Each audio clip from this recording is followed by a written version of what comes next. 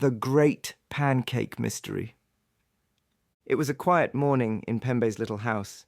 The sun rose slowly through the round window, filling the room with soft golden light. The air smelled faintly of syrup, and the world felt perfectly calm.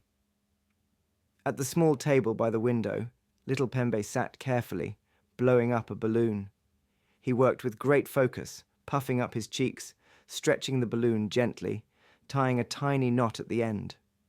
Next to him, resting quietly on the table, was a perfect pancake, warm, golden, and just the right amount of fluffy. The pancake sat on its plate, patiently waiting to be eaten. It was the kind of pancake you think about all night before breakfast, the kind of pancake you tell your friends about later. Little Pembe admired his balloon.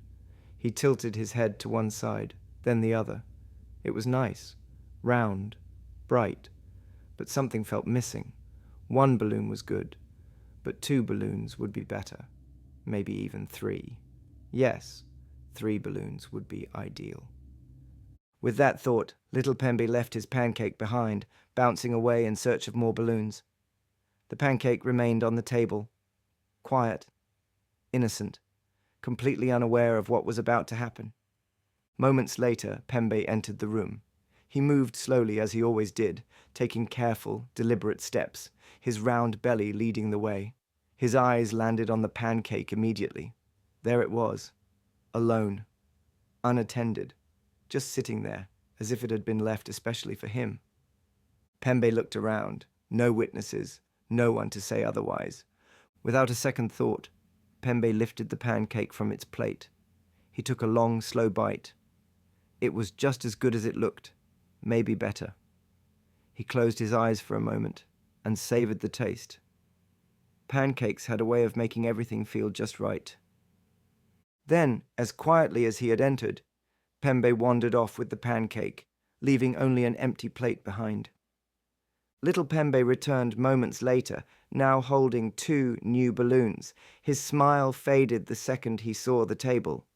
The plate was empty, completely empty. His eyes grew wide. The pancake was gone. Little Pembe dropped the balloons. They floated softly toward the ceiling as he stared at the plate, his tiny heart racing. Where had it gone? How long had he been gone? 30 seconds, 40 at most. He hadn't heard anyone come in. He hadn't seen anyone leave. And yet, the pancake had vanished. Little Pembe gasped. This was serious. This was more than serious. This was a crisis.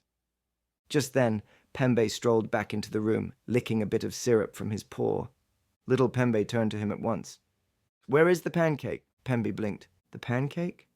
Oh, pancake's gone." Little Pembe nearly fainted. "Gone? Gone? What do you mean gone? Pancakes don't just disappear." Pembe shrugged. "Seems like this one did." Little Pembe placed his tiny paws on his tiny cheeks. "This is terrible. This is unthinkable. We have a pancake thief on our hands." Pembe nodded slowly. "Yes, very mysterious." Little Pembe began pacing in frantic circles around the table. "Okay, let's think. I left the pancake right here. Then I left the room. Then I came back. And now, no pancake. What does it mean?" Pembe tilted his head. It could mean the pancake grew legs. Little Pembe gasped. "You think it ran away?" "Entirely possible. But why would it do that? Some pancakes simply cannot be tamed." Little Pembe narrowed his eyes. "Or maybe someone ate it, and that's a bold accusation." "Well, I'm just saying, you do have a little bit of syrup on your face." "Do I? Curious, very curious indeed." Little Pembe climbed onto the chair and examined the plate. No crumbs, no clues. Just an empty space where the pancake once lived. Then he looked around the room. "Wait, where's Mr. Spoon?" Mr. Spoon was lying quietly on the table, half buried in a puddle of syrup. Little Pembe pointed. "You were the last one seen with the pancake, Mr. Spoon. Do you have anything to say for yourself?" Mr. Spoon said nothing. Suspicious. Highly suspicious. The investigation continued. They checked under the table, behind the chair, inside the cupboard. Little Pembe even checked under Pembe's belly. Still nothing. The pancake was gone. For a moment, it seemed like the mystery might never be solved. The room grew quiet. Little Pembe sat on the floor, his ears drooping, his tiny tail curled around his paws. Pembe sat beside him. Maybe we should just let it go. But how? How do you let go of a pancake? One bite at a time. Little Pembe frowned. That doesn't even make sense. Just then, a soft breeze floated through the open window. The tablecloth lifted at the corner. Little Pembe's ears perked up. He scurried over and lifted the cloth higher.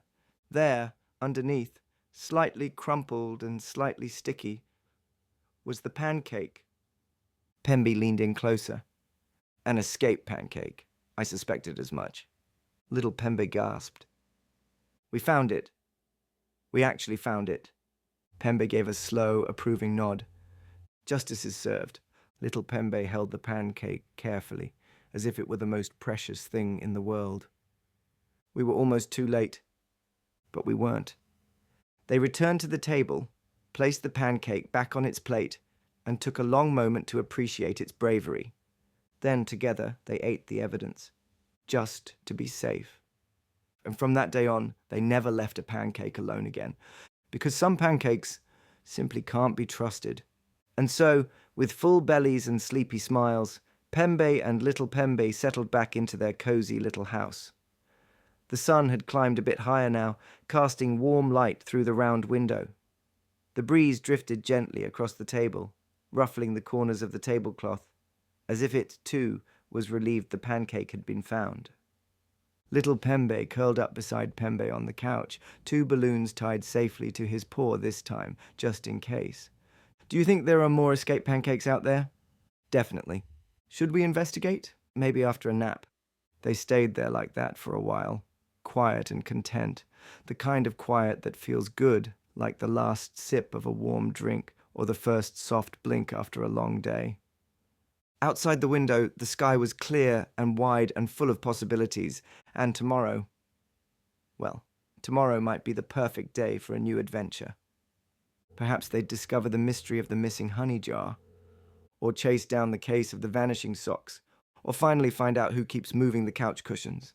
But for now, there was nothing left to do except rest, dream, and maybe, just maybe, have one more pancake. Because in Pembe's world, there's always time for breakfast, and always time for another story. The end, or perhaps just the beginning.